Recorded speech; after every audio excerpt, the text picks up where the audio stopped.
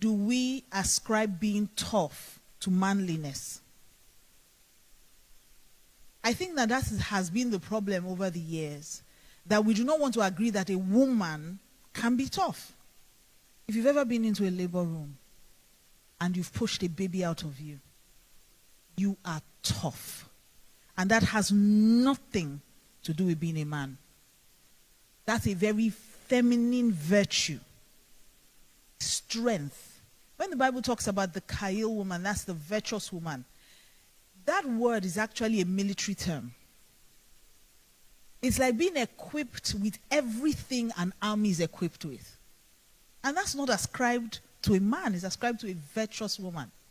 So when she said, I said the real problem is that we have not been able to define womanhood. We have allowed people define it for us. So I'm asking you tonight, who are you?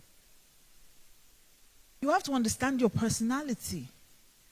This will drive a lot of the things that you will do in your life. It will drive the relationships you allow in your life. It will drive the kind of person you marry. Interestingly, opposites attract. So if you don't understand the kind of person you are, and you don't understand the concept of what marriage is supposed to do for you, you will marry someone who is perfect for you and complain them out of your lives. So for instance, I'll give you an example, my husband and I.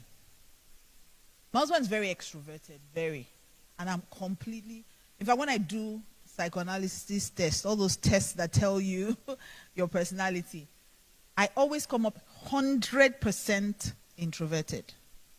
100%. Not 99, not 98. 100%. Which means that I would rather be curled up in my bed right now under a duvet than be with human beings. That's how introverted I am. Now, because my husband is extroverted, he needs people around him.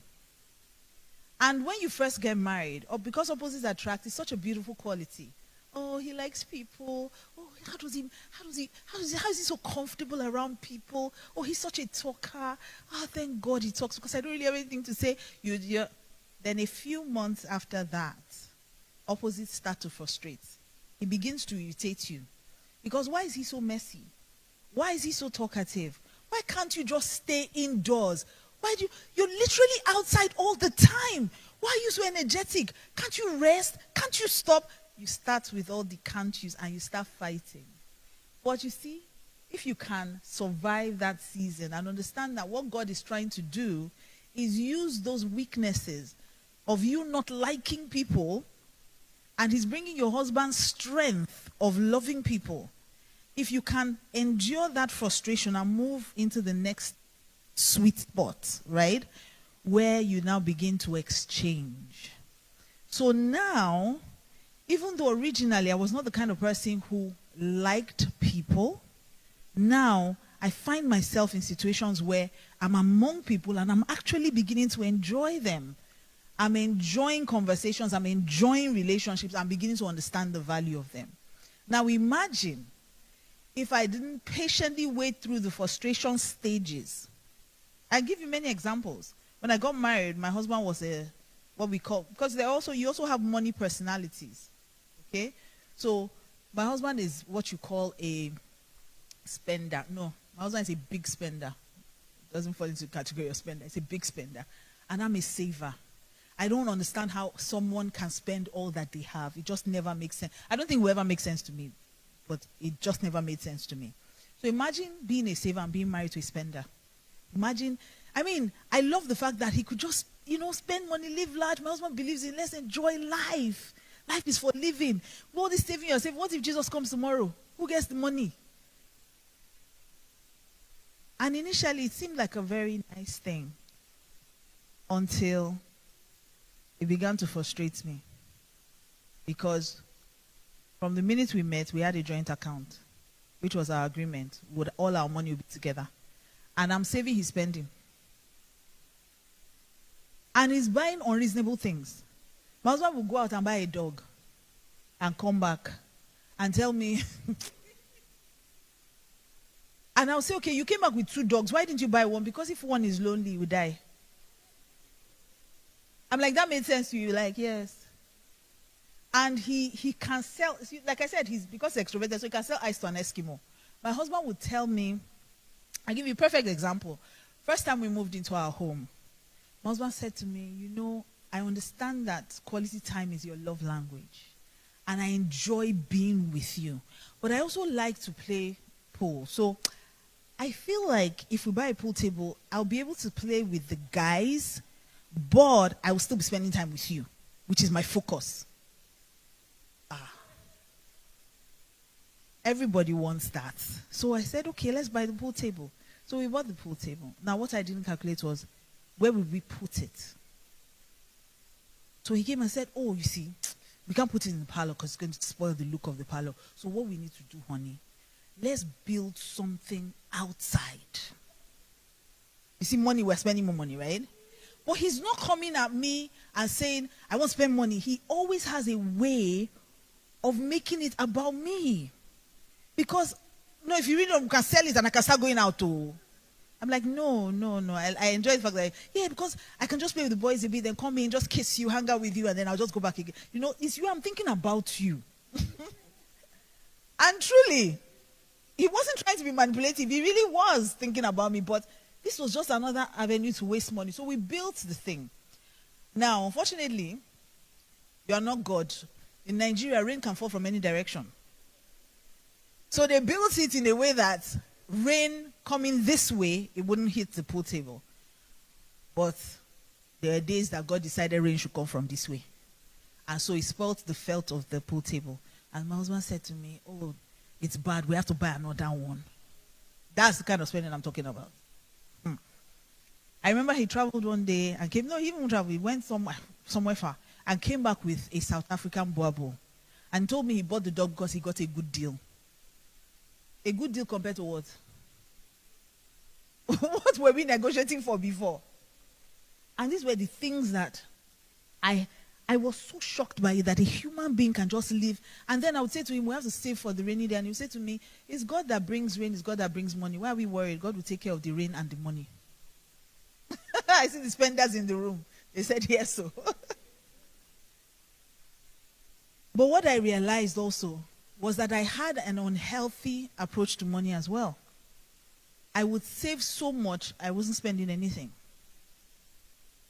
And so the balance, so you see, I could complain and destroy my marriage, or I could balance it out and realize that this person is bringing something into my life that I didn't already have. So that's why I said that understanding yourself is the first step to anything, whether marriage, money, whatever. Understanding yourself. So I ask you again, who are you? And I must say this, marriage does not define you. Christ does. Marriage does not define you. We have taught it so much in the church. We have emphasized so much that even young girls are missing out on the season of singleness, which is such a beautiful season. Half of the girls in church they are single, but they want to get married. So they are not enjoying their single phase. They are focused on getting married. But there's a season where you travel. There's nothing as hard as traveling with children. I should know I did it.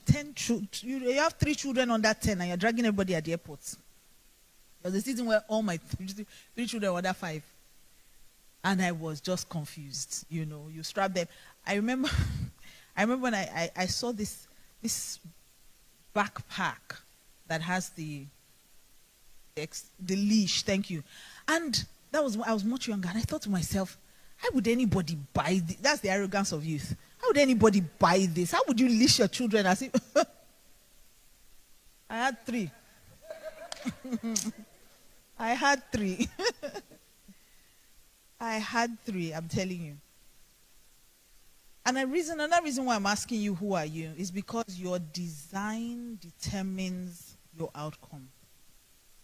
You must understand yourself. Oh, it's something that, you see, the Bible tells us something. And I mean, we preach this a lot, especially in churches where we talk about being born again. Nicodemus went to Jesus. The day I saw that scripture with light, the light I'm about to show you now, it changed my entire life.